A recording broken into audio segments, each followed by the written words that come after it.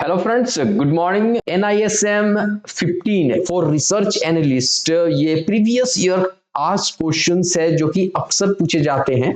तो ये टॉपिक हम लोग क्विकली डिस्कस करेंगे। इसमें 8 to 9 क्वेश्चंस हैं regarding topic which comes under chapter 2 foreign currency convertible bonds के बारे में है। अगर आप इस सर्टिफिकेशन रिसर्च एनालिस्ट सर्टिफिकेशन को कंप्लीट करना चाहते हैं और सेबी में रजिस्टर्ड होना चाहते हैं तो ये प्लेलिस्ट हमारा ऑलरेडी बना हुआ है। ये 5-6 सेट्स क्वेश्चंस की ऑलरेडी हम लोगों ने पब्लिश कर चुका है और ये उसमें कमिंग सीरीज है। तो इसमें हम लोग कवर करने वाले हैं कन्वर्टेबल बॉन्ड्स के बारे में, फॉरेन करेंसी कन्वर्टेबल बॉन्ड्स के बारे में इसमें क्वेश्चंस रहेगा। सो चलिए क्विकली हम लोग इसमें क्वेश्चंस को डिस्कस करते हैं one by one. So the first question here is what is the foreign currency convertible bonds। ये foreign currency convertible bonds actually होता क्या है? तो it's a bond issued in a foreign currency that can be converted into equity shares of the issuing company। ठीक है, जो company issue कर रही है और ये जो बॉन्ड होता है ये फॉरेन करेंसी में इंट्रोड्यूस होता है। So that's why the option B here, option B is the correct options to the next question। और next question है which of the following is a key features of FCCB foreign currency convertible bonds का की features क्या है? तो इसका की features होता है जो ये बॉन्ड होता है ना, it can be converted into shares at a predetermined price. So इसमें हम लोगों ने पहले भी दिखा था general features of convertible bonds का क्या होता है। तो वही इसका main key features foreign currency convertible bond is also the same. So ये कन्वर्ट हो सकता है into shares at predetermined price पे। Now moving to the next question, हमारा next question है what is the primary benefit of using FCCB for companies। companies के लिए ये actually में क्या benefit करता है?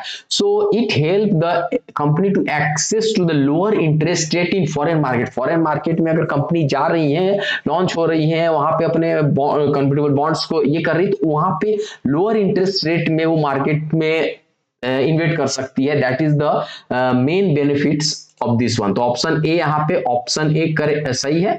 Now moving to the next है question number this question what which of the following risk is associated with FCCB। तो उसके साथ रिस्क क्या है? तो इंटरेस्ट रेट जो है ना वो उसका हाईली रिस्क होता है। तो इंटरेस्ट रेट कम ज्यादा फ्लक्चुएट करता है। So this comes under the risk, वहां पे रिस्क हो सकता है। नाउ अगला क्वेश्चन देखते हैं। अगला क्वेश्चन है FCCB are typically issued by companies to raise capital in which of the following currencies. कौन सी करेंसीज में? तो बेसिकली क्या होता है US डॉलर में, यूरोज में और अदर मेजर फॉरेन करेंसी। तो ऑप्शन बी यहाँ पे करेक्ट होगा। ऑप्शन बी में आप ध्यान से देखिए, option B is the correct, US dollar, euros और other foreign currencies. So correct answer वही है option number B. What happens when a FCCB is converted into equity। जब वो इक्विटी में कन्वर्ट होता है तो वो क्या हो जाता है? तो इसमें कुछ नहीं था। इसमें फर्स्ट ऑप्शन क्या बोल रहा है? The company has repaid the bond amount in full. नहीं, ये भी ऑप्शन सही नहीं है। The bond holders become a share holders in the company. Yes, जो बॉन्ड पहले से उस कंपनी के बॉन्ड लेके बैठे हैं और वो बॉन्ड इक्विटी में कन्वर्ट होता है तो शेयर होल्डर हो गया ऑब्वियसली। तो option B is the correct answer for this one, right. Now next है why might investors choose FCCB over regular bond। Regular bond के अपेक्षा ये जो इन्वेस्टर होते हैं तो ये फॉरेन करेंसी ये FCCB क्यों सिलेक्ट करते हैं? Because it has a potential for equity conversion if the company stocks price increases. अगर कंपनी परफॉर्म वेल कर रही है, अच्छी कर रही है, तो उसके फ्यूचर में वो जो बॉन्ड का कन्वर्सन इक्विटी में हो जाता है तो वो जो इन्वेस्टर हैं बॉन्ड के थ्रू वो इक्विटी होल्डर्स बन सकते हैं इन फ्यूचर्स में। Okay, that's the option B is the correct answer.